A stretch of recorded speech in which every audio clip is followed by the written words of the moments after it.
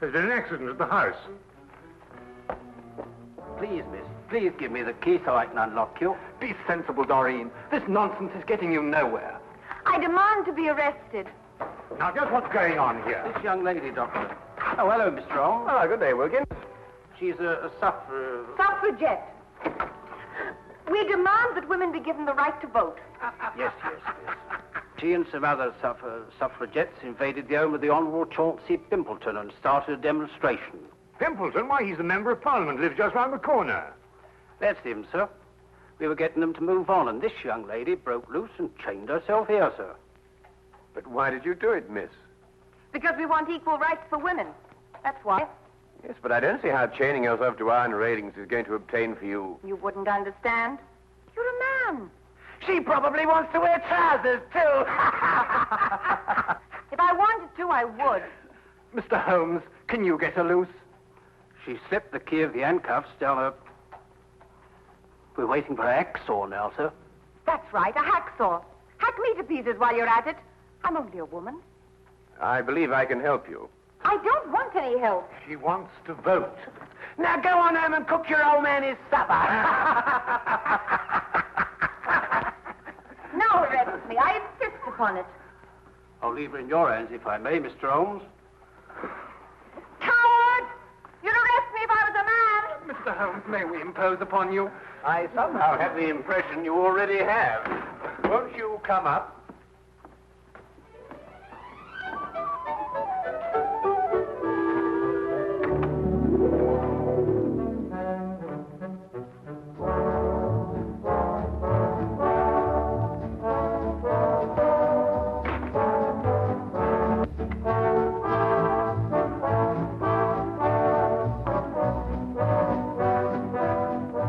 Permit me to introduce ourselves. This is my fiancée, Miss Doreen Meredith. First secretary to give the women the vote. I'm delighted to meet you, Miss Meredith. And I'm Henry Travers, personal secretary to Mr. Pimpleton. Oh, yes. I seem to remember that it was Mr. Pimpleton who led the attack on the suffragette bill in the House the other day when it was defeated. And very, very resoundingly defeated. Yes, that old stuffed shirt. He'll be sorry. I wish you'd get out of this Give Women the Vote League, Doreen. It's dangerous. Yes, I can see that it has its inconveniences, Mr. Travers, but I don't really believe that it's dangerous. Would you call bombs dangerous, Mr. Holmes? Good heavens, are they using bombs now? Oh, just a teeny one. Boris and I made it to blow up a lion. My dear young lady, you don't blow up a lion, you shoot it. Who is Boris? An anarchist. An anarchist. He's an old dear who wouldn't hurt a fly. Blowing up lions, anarchists. Sometimes I don't know where modern England's going. Well, perhaps Miss Meredith might be good enough to indicate that direction for us. Well, it all began at the meeting of the Give the Women the Vote League. Miss Agatha Axton, our president, was presiding. Quiet, ladies, quiet. I've called this meeting of the council in order to consider our next step in view of the defeat we suffered last week. As you know, the Honourable... Honourable... Gosh, even if he is my cousin. Well, anyway, Chauncey Pimpleton rallied the anti-women forces in Parliament and defeated our bill by the narrow margin of 347 to 1. Boo! Pimpleton! Boo! Pimpleton! We've got to do something, ladies. We're not making enough noise in the world. What would Joan of Arc do? What would Catherine of Russia do? They would attack. They would blow up something. Blow up something? How do you do that? I don't know, but they would do it. Don't bombs blow up things? I think they do. Let's buy a bomb. Where can you buy one? I've never heard of a bomb shop. We could make one. I'll make one. Can you? I don't know. I've never tried. I'll get a book. Good. But, What shall we explode? Let's explode a lion. Wonderful. We'll explode a lion. A very small one, of course. Well, anyway, I didn't know how to make a bomb. So, So she advertised in the Times. Wanted, a person who knows how to make a bomb. Oh, yes, yes. Dr. Watson and I read the advertisement. We tried to decipher it under the impression that it was a code. Never occurred to us for a moment that it meant what it said. well, anyway, Boris answered it. Yes, that's right. I am the person who makes a bomb. Sit down. Please, it is you who advertised. Yes, it's me. I'm so glad you answered, Mr. Turgov, Boris Turgov. Do you really know how to make a bomb, Mr. Turgov? All over the world I have made bombs. Big ones and little ones. Bombs that go... and bombs that go... Well, you must understand, we don't want to hurt anyone. We just want to blow up one of the lions in Trafalgar Square. I think a little bomb would do, one that goes... One that goes... Do your bombs make a lot of noise? Not those that go... Oh, I must ask you just another question. It's a matter of principle. Do you believe in the equality of the sexes? Please, I'm an anarchist. All I believe in is nothing. Oh, excuse me. That sounded funny.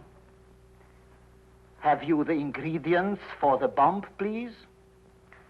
Oh, well, I'm afraid you'll think me an awful amateur, but I don't know what ingredients go into a bomb. Is nothing. We will go to the chemist and buy them.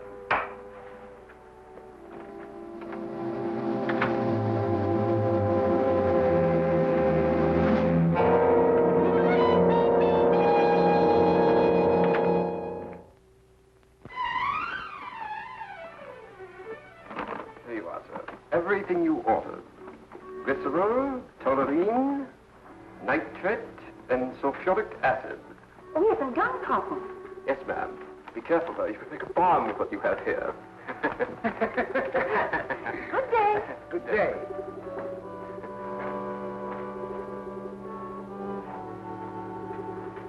Glycerol, toluene, nitrate, and sulfuric acid. Gunpowder. Good Lord, that's all they can make with the stuff. A bomb.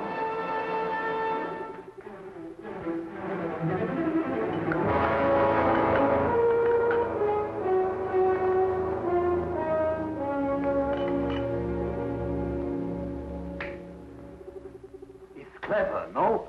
A green croquet ball. Who would suspect a green croquet ball? Well, I'm sure I wouldn't. Like this, it unscrews in half. Are you sure it'll work? With a trigger, yes. With no trigger, no. A trigger I must put in. Have you bought some wire, please? Oh, no, I'm afraid I forgot. Would a hairpin be all right? Is possible.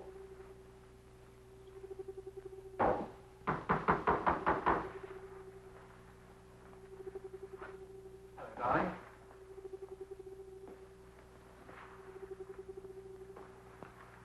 Guess what this is? Well, croquet ball, of course. No, it isn't. Here, let's put it back into the garden. But, darling...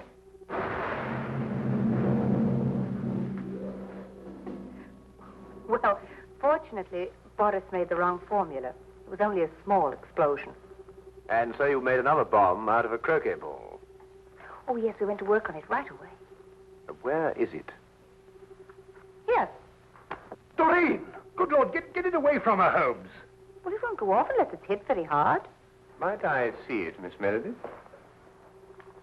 Take care, my dear chap. That's no croquet ball, you know. That's precisely what it is, Watson. Just a very ordinary croquet ball with a crest on it. Why, that's Mr. Pimpleton's favorite croquet ball from his garden set. And the crest? The family's. His uncle's the Earl of Clareborough. His favorite croquet ball, did you say, Mr. Travers? Does he always use a green one? Always. He plays every afternoon at 5. He's as regular as a clock. Then if that's his croquet ball, then someone must have... Exactly, Watson. Well, then he'll go and play croquet with a bomb. What time is it now? 5 o'clock. He only lives just around the corner. If he's as punctual as Mr. Travers says he is...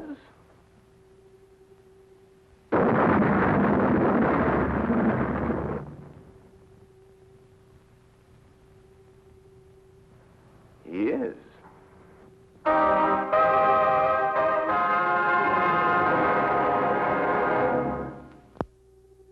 He was standing here when it happened. It was his first swing at it. And that's the first time in the history of Scotland Yard a man's been killed that way. Oh, really, Lestrade? Was there anyone else with him at the time? Fortunately, no. Mr. Pimpleton had invented a game where he played alone. He always won that way. Tell you that ball, Holmes, might be another bomb. Oh, well, we'll soon know, won't we, Watson? Any other leads, Lestrade? Well, he received a delegation here in the garden. Oh, yes, I seem to have heard something about that. Yes, a girl named Doreen Meredith presented him with a suffragette's petition. Oh, really? Doreen Meredith. Yeah, a lovely name. Yes, it is rather. Lestrade, do you believe the ladies blew him up because he defeated their petition in the House? Here, let me have a go at this. Well, you know these suffragettes, they're capable of anything. These wickets aren't in line, you know. No, it's not that, Lestrade. Your swing is wrong. Look. But nevertheless, bombing seems a bit drastic even for suffragettes. So is this business of their wanting a vote. Well, why not give them the vote? They couldn't do any worse with it than we have. Oh, hello, sir. This is Mr. Travers, Mr. Pimpleton's private secretary. Mr. Holmes, Dr. Watson. Oh, I've already How do you met do, him. Mr. Travers? You've already what? Oh, I've already seen Mr. Holmes down from the window. I understand that Mr. Pimpleton was the heir of the old Earl of Cleverer. Yes. Tell me, who is next in line to the title? Well, possibly I am. I'm a remote cousin of the Earl's. Yes, I understand that you were in the garden with Mr. Pimpleton when the delegation from the suffragette movement called on him. Yes, I was. Interesting. Do you play croquet, Mr. Travers? No, I prefer lawn tennis. Quite so, quite so. But you really ought to try croquet, you know. Under normal circumstances, it's a fascinating and completely harmless game. From the Pimpleton, Holmes suggested a stroll in Hyde Park. I suspected what he hoped to find there.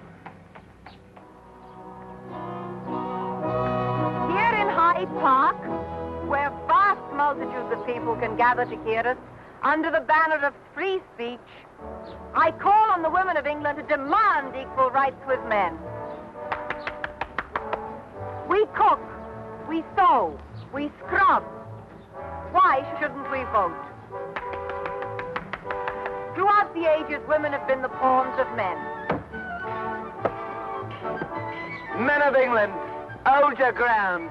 Keep women where they belong, in the kitchen. Women of England, keep out of the kitchen. Give them the vote now, and in 5 years' time, they'll be running the country. Sir, I ask you, are women slaves? Sir, I ask you, are they capable of voting? I know speak English.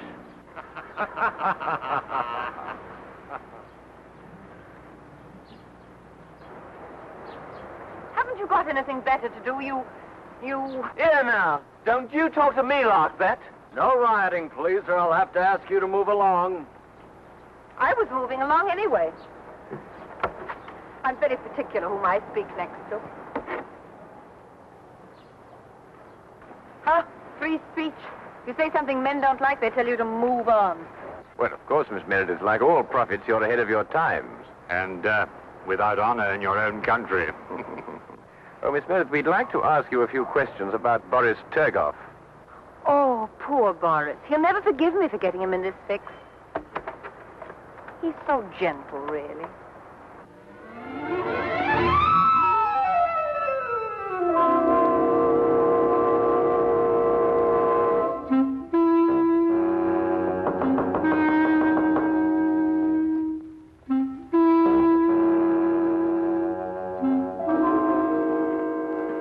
who there?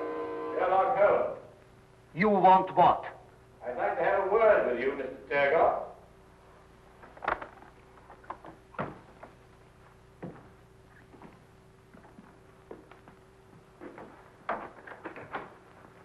This is my good friend, Dr. Watson. I'm told you manufacture bombs, Mr. Turgoff. All kinds. Long fuse, short fuse. Did you make only one bomb for Miss Meredith? Oh, you know of that one. Well, 2 bombs I make for her, but one her young man sets off. Accidentally, he says. do you know where this other bomb blew up? Yes, in Mr. Pimpleton's garden. Not the first time that the Turgoff bomb goes off in the wrong place. Can you explain how the bomb became substituted for the croquet ball? No, I do not go inside the house. I wait outside. Then the police come. And when the police come, Turgoff goes. Always. Without exception. I see. Miss Meredith tells me that you sent it to someone who makes little bags in which to carry bombs. Yes, a friend of mine I have who makes bomb bags. Who is he and where does he live? A Greek named Chen Ten Yong. He lives in Soho at 22 Flower Street. A Greek named Chen Ten Young? He says he's a Greek. Am I to call him a liar? Thank you very much, Mr. Turgoff. Come, Watson.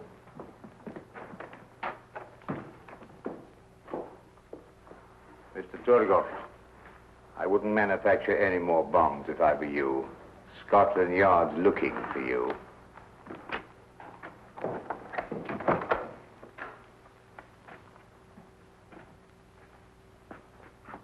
What? No more bombs? What am I to make then? Paper bags filled with air, maybe? Paper bags.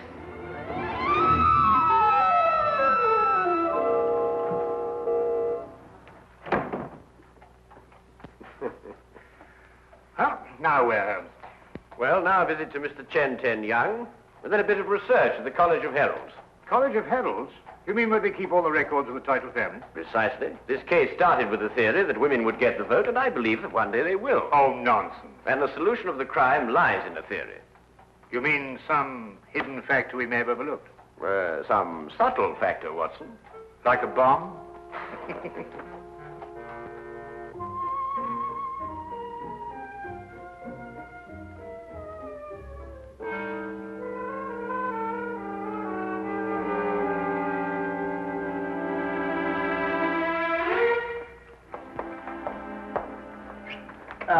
Holmes. Dr. Watson? Isn't it a wonderful day? Yes, that's straight. You look very pleased with yourself. I am, Holmes, I am. I'm going to give you a sample of Scotland Yard at work. No magnifying glasses, just plain, ordinary police routine. Excuse me, Dr. Watson. Send him in, Wilkins. Very good, sir. Send who in? All the people connected with this bomb business. Miss Exton, will you sit here, please? Miss Meredith, will you sit over there? Mr. Turgoff? This, Mr. Holmes, is Miss Doreen Meredith, the young lady who presented the suffragettes' petition to Mr. Pimpleton. We found set up in her kitchen a laboratory. She's been making bombs. I do not deny it. I told you we were going to blow up a lion. A liar? Oh, come now, Miss Meredith. We were also able to nab her confederate, this man, Boris Turgoff, an anarchist. He makes bombs, too. The Turgoff bomb, it is famous. Wilkins, send in Chen Ten Young, will you? Very good, sir. Chen Ten Young is a naturalized Greek, born in Brazil of Chinese parents. He makes little bags for carrying bombs. Fascinating occupation. Ah, Chen. Tell me, Chen, did this young lady order a bag from you? Yes, mister.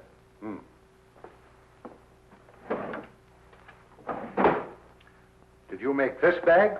Yes, mister. 5 shillings 6 pence. That is all, but on price. I see. Well, there it is, Holmes. There you are. An open and shut case. Miss Meredith killed Pimpleton because he was anti-suffragette. Ingenious, Lestrade. Really quite ingenious. You know there's only one thing wrong with it. What? Neither Miss Meredith nor Mr. Torgoff are guilty. Oh, I didn't expect you to agree with me. You never have. Well, not always, Lestrade, but sometimes, you know, sometimes. However, in this case, the real murderer killed Pimpleton for one reason, and one reason only. To be next in line to the title of the Earl of Clareborough. Well, who is next in line? Look here, Mr. Holmes, you trying to imply that I... Miss Meredith, after it was decided at your suffragette meeting to blow up a lion, who invited you to Mr. Pimpleton's house? Why, Agatha. We had to decide about the lion. Did you carry the bomb? Yes, in the bomb bag. Where?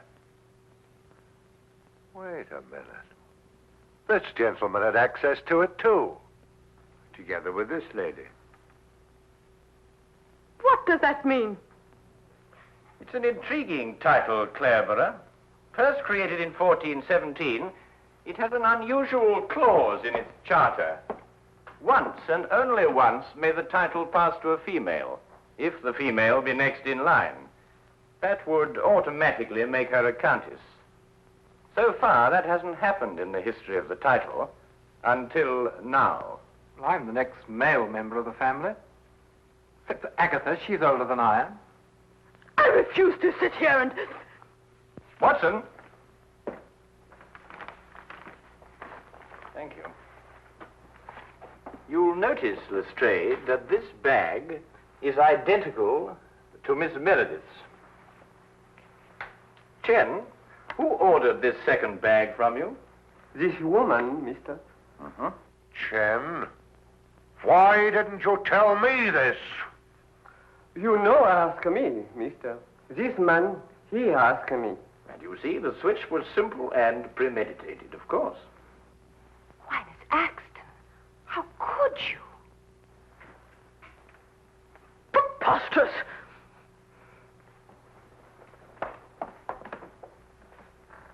Anyway, young man, you had no right to come into my house and get that handbag. It's thieving, and it's against the law. Detain her, Wilkins. Mr. Holmes, whatever made you think of Aunt Agatha? Well, at least I can tell you this much, Mr. Travers. I didn't use a magnifying glass. You see, the true deductive mind knows just when to substitute routine investigation for deduction. Are you going somewhere, Lestrade?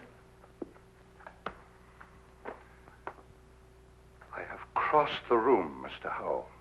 I have put on my hat. I deduce, therefore, that I am leaving. Routine investigation will reveal the fact, Mr. Holmes, that I have gone to see the commissioner. I will ask him to do everything in his power to encourage the suffragette movement. We will then no doubt have a woman inspector in this office. And when Boris gets out of jail, Mr. Holmes, I will ask him to make me little bombs. I will then go about London, blowing up lions. Good day!